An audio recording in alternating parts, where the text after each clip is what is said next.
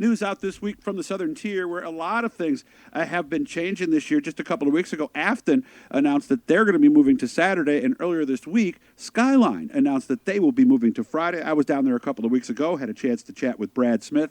The name sounds familiar. He used to race IMCAs and late models, started racing in 2013, so he knows that side of the business pretty well. Now he's learning the promoting and owning the racetrack deal, so let's head on down that way. Brad Smith joins us. I was just going to say Doug's Dirt Diary because I'm on the old Doug's Dirt Diary equipment. Brad, how are we doing today? Good. How are you? Doing very well. So, did this? When did you get the idea? Were you thinking about this, and how did Afton announcing their move affect what you did? Well, I mean, there's been a lot of changes. I think a lot of tracks are trying to do something different to fill what they were missing from last year, and whatever parameters that they used, they changed to a Saturday night, and which put it on the table for me to look at different options, and Friday seemed to be a viable option for me. Yeah, and when you look at it, I mean, Thunder Mountain's on Saturday. Of course, now they'll be on Saturday as well. So when you look at Friday, you and I were talking about this. You got Penn Can, you got you guys, you got Brewer and Can-Am. It really does seem to fit, doesn't it? It does. The other Friday night tracks are far enough away that I think they each got their own demographic to pull from. Were you thinking about this before Afton made its decision, or no? I had been. There was a lot of thought that I put into it prior to them making that announcement. Mm-hmm. But that weighed on it, obviously. Did that solidify your decision? Is that safe to say? Well, I don't know if it's safe to say it solidified it, but it put weight onto it. But there was a lot of other factors that had to go into play before I could make that announcement or a decision. Mm-hmm. So what did you learn this past year? A lot. I learned a lot this last year. Anything jump out? Yeah, you put a lot of time in there. Mm-hmm. Track prep, it takes a lot. It takes a lot of time. And it was an educational year. And I hope every year is an educational year, in all honesty. Mm-hmm. I really do. Because I don't ever want to stop learning or never stop while I'm trying to get better. I always want to get better. What does the track need as it sits right now? You closed it up, you turned all the water lines off, you did all that. What's going to be the first things you want to do when the spring hits? So I'm still working on it now. I mean, even though, we winterized the facility, I'm still up there working on it, doing some updates and stuff and getting it ready for the spring. There's really not a lot of time in the spring from when the snow melts to the racing starts. I found that out last year. You're right about that. I found that out real quick. Mm-hmm.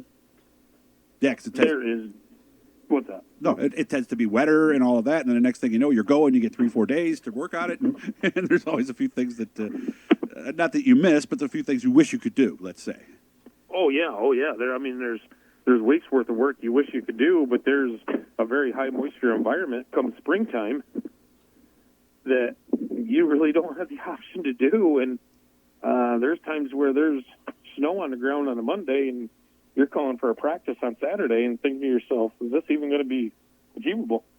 Yeah, because with the elevation where you are, too, that's a factor. Let's be honest. And being on top of the hill, people think, everything runs downhill, but you're almost a little bowl on top of the hill, so the stuff kind of sits there, doesn't it?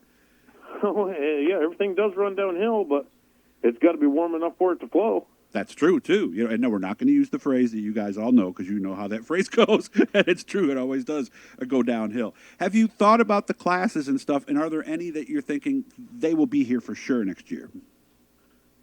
So I like all the classes I had last year.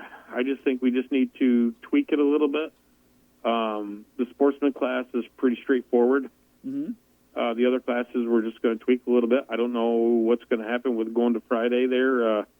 We've talked to a lot of people and trying to do the best we can and retain everything we can and to grow the classes and the fan base and making it a great place to watch racing on a Friday night. Okay. Why did things happen the way they did this past year, do you think? I don't know what word you would use to describe it, but... Yeah, I really think it was economy-driven. Mm-hmm. I really think is a big factor into what happened last year. I mean, I think all tracks were in the same boat. You had some tracks down in West Virginia that closed down for the season, and there were some other ones that had some shorter schedules, and I think everybody felt the heat of the 22 summer. Okay. It was a bad year for everybody involved, I think. Well, you and I were talking about that, and I would think, and I want to get your opinion on this too, because we talked about this before I hit the record button. I think it hurts the smaller teams, you know, the guy with a 4-cylinder who maybe it's him and his buddy or a guy at a parts store, than maybe some of the bigger teams where there might be 5, 6, 7, 8 people involved. Do you think that's fair to say? It is. I don't think every big team runs off 6 or 7 corporate sponsors. I'm sure there are some big teams that do run out of their back pocket. And I'm sure there's some smaller teams that have some really good sponsors. And I don't think there's any team that is not happy to have every sponsor they have. But the smaller teams does tend to run more out of their pocket. And some of the bigger teams do run off the sponsor, but that's not everybody. There's a lot of in between. But yes, the ones that do run off their pocket, it seemed to hurt them a little more. Yeah, and some of the guys who've been doing this a while, they might have a lot of unofficial sponsors, somebody who buys a right rear here and there, or maybe pays for the fuel that night. Where the guy with the 4-cylinder, where it's him and his wife and maybe his buddy, I think, if anything, they might put a higher percentage of their income into this than some other people do. Did I go too far? I think that's fair. It's kind of hard to judge. There's so many different, what's the word I want to use? So many different platforms for every different racer as far as what their involvement is. But I just like every team that puts their heart and soul into it. That's what I respect and appreciate, every team that puts their heart and soul out and comes out to race.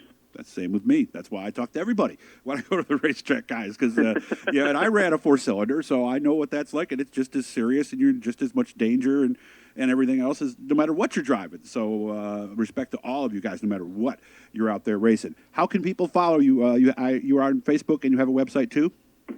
Yes, we do. We are on Facebook. We do have a website. That's where you will find all the updates. Most of them are out on Facebook first. The schedule release will be out on Facebook as well as the website, as well as a list of classes. They're not listed yet, but they will be shortly. And what is the website?